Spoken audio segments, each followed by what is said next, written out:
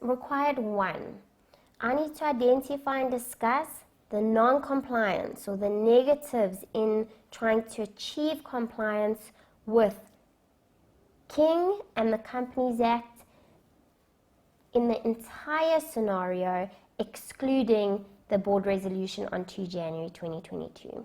So I'm going to start by going into my scenario and picking up every instance of non-compliance with Companies Act and King that I'd already picked up, putting them down in my solution immediately so I can start to get marks, remembering that I'm going to want to, once I've picked it up in the scenario, open up my King and Companies Act to put down the theory first and then apply. Okay, so let's go into a scenario. Okay, so I come into my scenario and I'm looking for anywhere where I've got non-compliance with Companies Act and King. And in this first paragraph, we've got lots of non-compliance with Companies Act because of the CFO appointing the auditors and the fact that he determines the fee, as well as not doing it within the required time. Okay, so I need to go into the Companies Act to see what all the theory is here first, so that I can apply it in the scenario or to the scenario to prove the non-compliance. So let's go to our section 90 through to 94 in the Companies Act that deals with the auditors. So section 90, appointment of an auditor, says each year at the AGM, a public or state-owned company must appoint an auditor.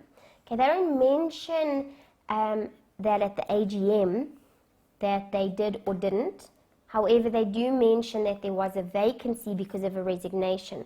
So if I continue down to where they address vacancies, in section 91, I can see here, when there's a resignation, the board must appoint a new auditor within 40 business days. Okay, so that was the first theory that I can prove that they didn't do that. And before making the appointment, they must propose to the audit committee within 15 days of the vacancy and may proceed if within 5 business days the audit committee have not rejected. Okay, so this was not adhered to. I can go and put that down. So I'm doing question 1. And it says in terms of the Companies Act and King, the first thing I've identified is the Companies Act, so I'm going to put here the Companies Act. And I'm going to say, in terms of the Companies Act,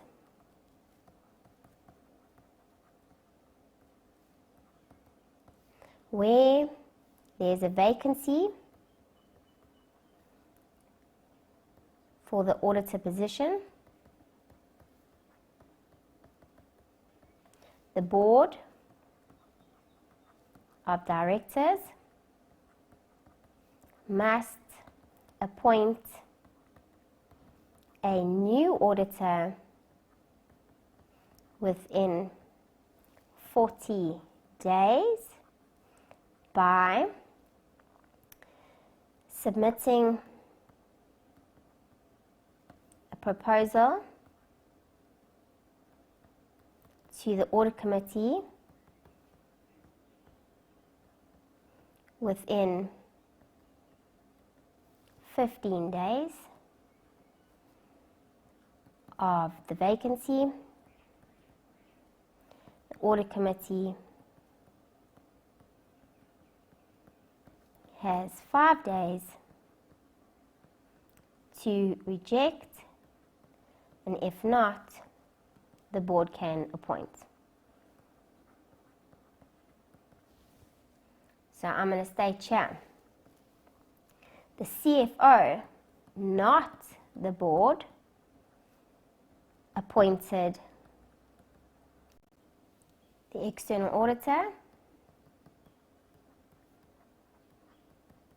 therefore non-compliance. And then in addition, this appointment was made 8 months after a vacancy without consulting the audit committee. Once again, therefore, non-compliance with the Companies Act.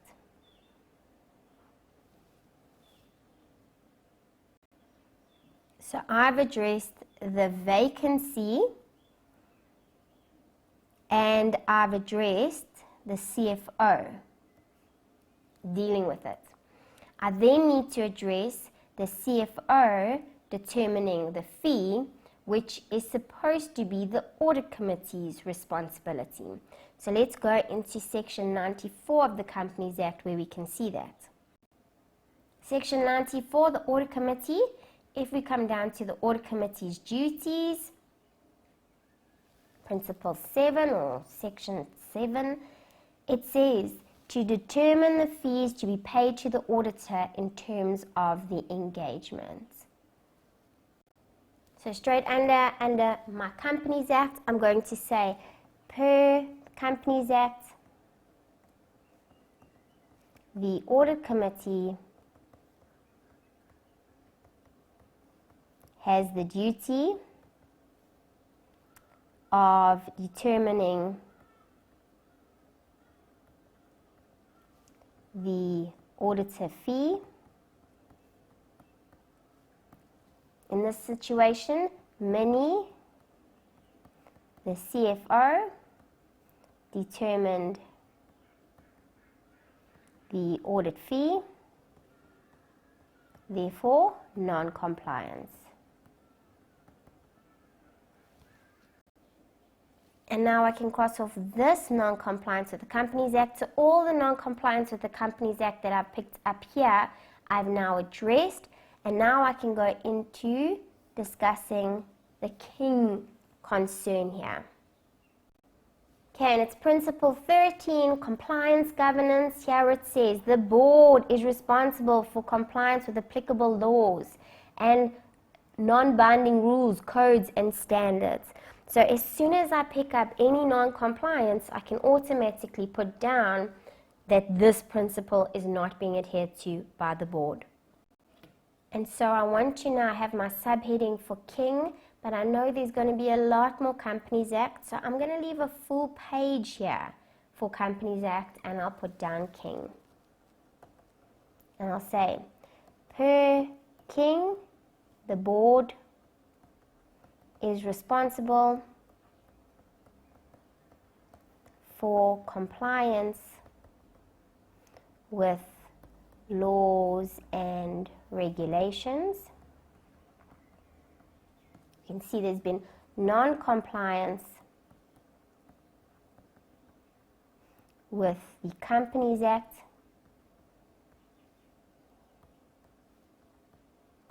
in appointments and fee determination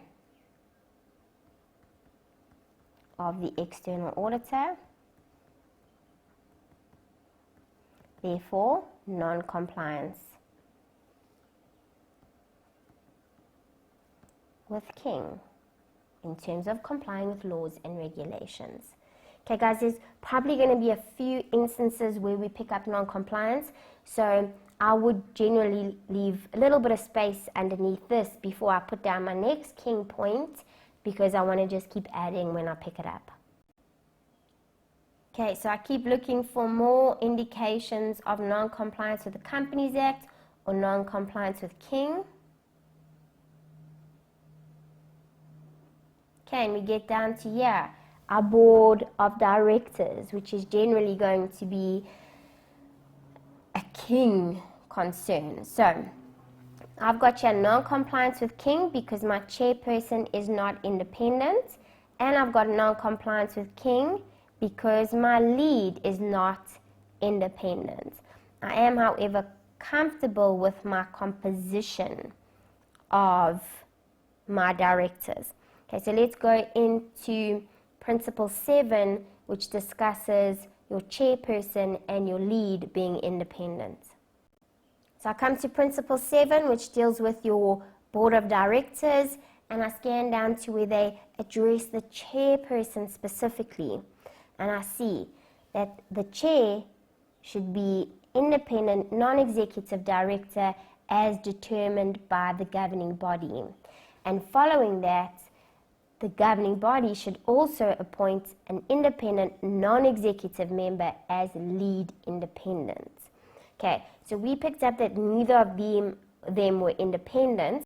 So if I go above here, we'll find out where it deals with independence.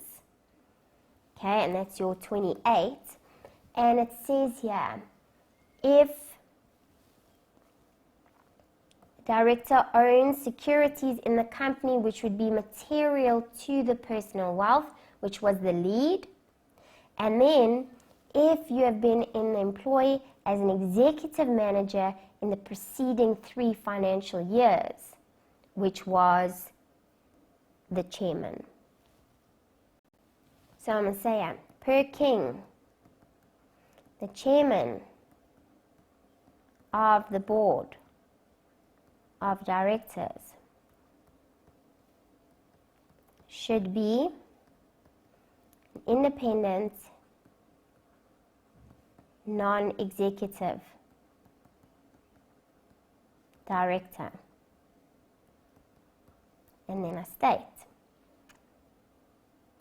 Gu Fei was employed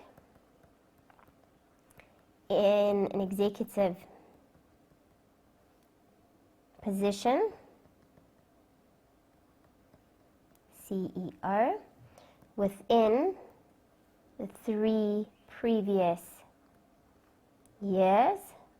Therefore, he is not independent. And then, per king, there should be an independent, non-executive lead director appointed. And then I state, the lead, who is Pluto Dog, holds 25% shareholding in the business,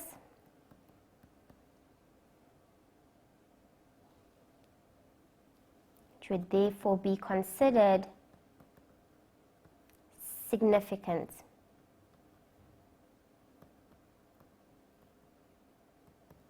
To his personal wealth.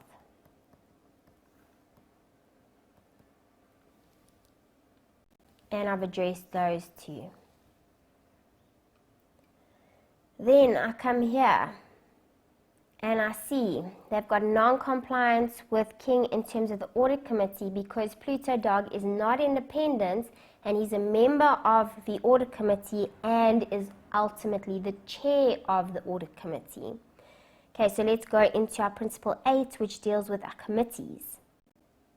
So I come to principle 8 and I come down to the audit committee and I'm looking specifically for its composition, and it says all members of the audit committee should be independent non-executive members, so that is not the case, and in addition the chair should be an independent non-executive director. So I can put those both down linking to Pluto Dog. So per king, the audit committee should comprise of independent, non-executive directors only. Pluto Dog is not independent, therefore non-compliance. And per king, the chairman of the audit committee should be independent, non-executive.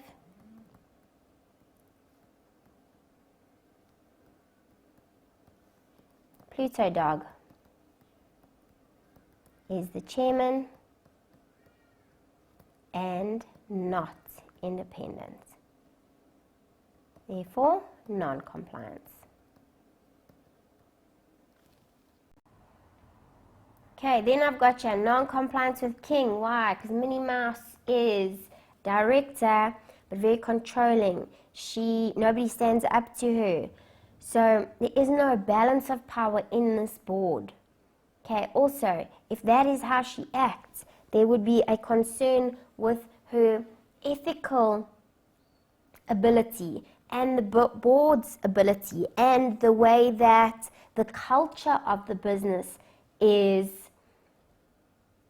perceived, because this person controls everything.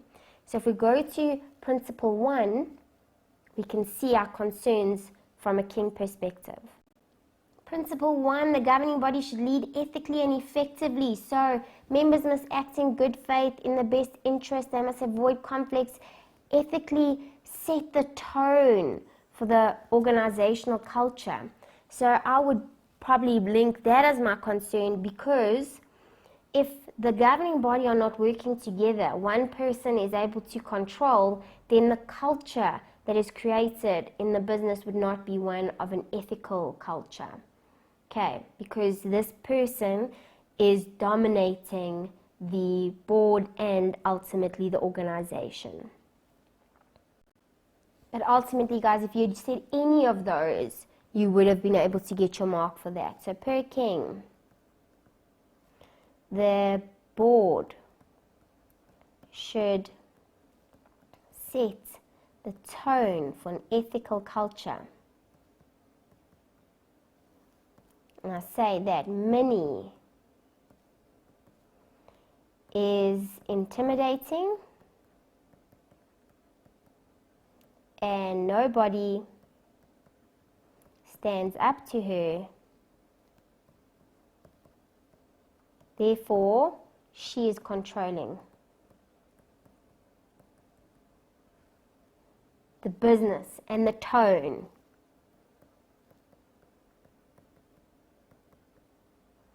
And therefore, I'd have non-compliance with King. Okay, I've addressed that. I was to ignore this, so I'm going to move past this. Here's my draft interim. And then I've got here non-compliance with King, director's knowledge. So I'm going to have to look here at the fact or whether directors have the knowledge to perform their functions, as the CEO has raised concern with his financial knowledge. And then non-compliance with the Companies Act, because the audit committee is not who were given this report about the interim financial statements. So I have to go to the Companies Act there, section 94, once again, for the duties of the audit committee. Okay, but first let's go look at our directors' or knowledge requirements in terms of King. So into principle 7, and when you're looking at your governing body, they say the composition must have a balance of knowledge, skills, experience, diversity, independence, and objectivity. And in determining the membership, again, appropriate mix of knowledge, skills, a mix of non-execs to executives, and so on. So it does not say that they should all have a solid financial knowledge. And so I'm not actually going to discuss a non-compliance here with regards to the CEO saying he does not have the financial knowledge to answer some of the questions, because in their board they should have a mix of knowledge, and so somebody should be able to have that financial knowledge. Right, and that would obviously be some of your members of your audit committee who are required to have financial knowledge. Okay. All right, so that's addressed. So now I'm going to go into my Companies Act, the non-compliance with the audit committee duties. So I'm in section 94, where we are dealing with the audit committee duties earlier. And if you keep going down, it says, the audit committee has the duty to receive and deal appropriately with any concerns or complaints, whether inside or outside of the business, relating to the content or auditing of the company's financial statements. Okay, so it's the audit committee's responsibility to receive that document and to address it, not a JSE task team and not the CFO. So per the Companies Act,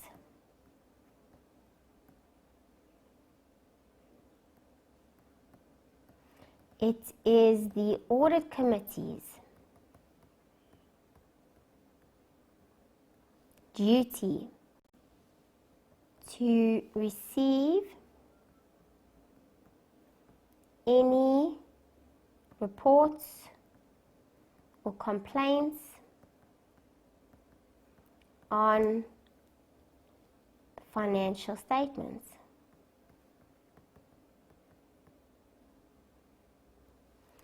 And I'll say here, the CEO has requested the CFO to put together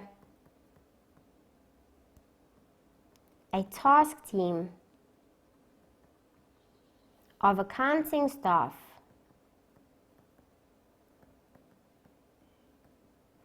to address the JSE Admission Committee report on the interim financial statements, and therefore we got non-compliance with Companies Act.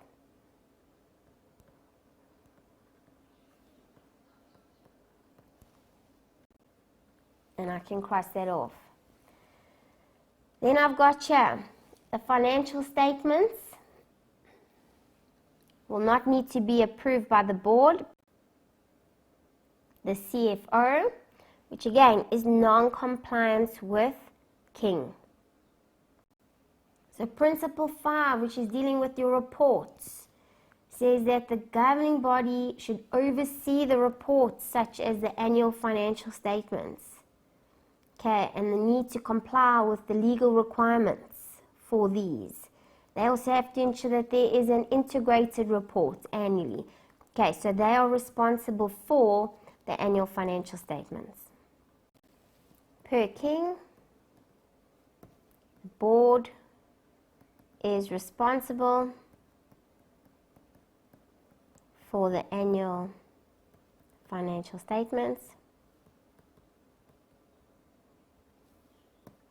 Mini is given authority to approve annual financial statements, therefore non-compliance with King. And I can cross it off. I've then got non-compliance with King because of the ethical behavior or unethical behavior of Minnie. First of all, how she refers to rubbish findings from the reports, but also that she will take care of the financials that appear to have material misstatements. Okay, so non-compliance with King in terms of the ethical behavior, but what we haven't identified is the fact that there could be material misstatements, and if that's the case, there's the non-compliance with the Companies Act, which requires that the financial statements are free from material misstatements. Okay, so I'm going to address the ethical behavior here or the unethical behavior here of Minnie, in terms of king, and then I'm going to address that in terms of the Companies Act as well as the financial statements, having a misstatement in terms of the Companies Act. Okay, so first, principle 1 in king. So principle 1, members must act in good faith in the best interests of the company by misstating the financial statements. It is not in good faith in the best interest, therefore non-compliance.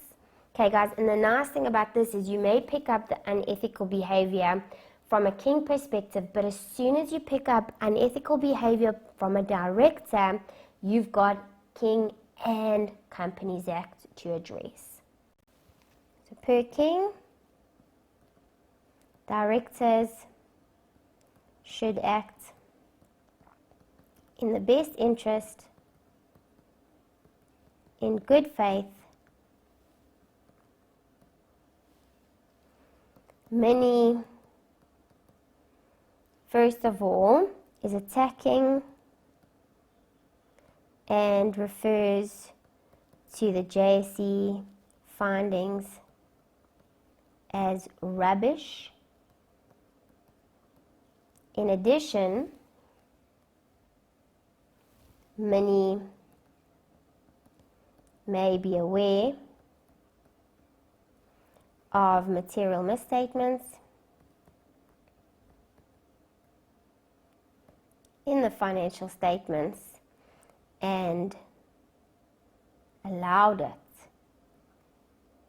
So she's aware and she's allowed it, or she's trying to conceal. That would not be in the best interest. Okay, and in addition to that, she will take care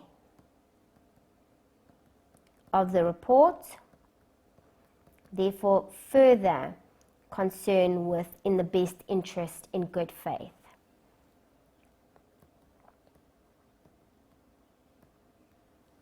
King in terms of director's conduct.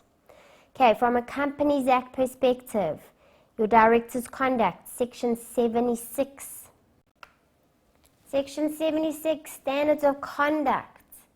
The director must not use his position to gain advantage or knowingly cause harm. In addition, he must act in good faith in the best interest with a degree of care and skill. Okay, making sure he's got the knowledge and skill to act as a director. Per the Companies Act, director must act in the best interest of the company with degree of care and skill. So many potentially being aware of misstatements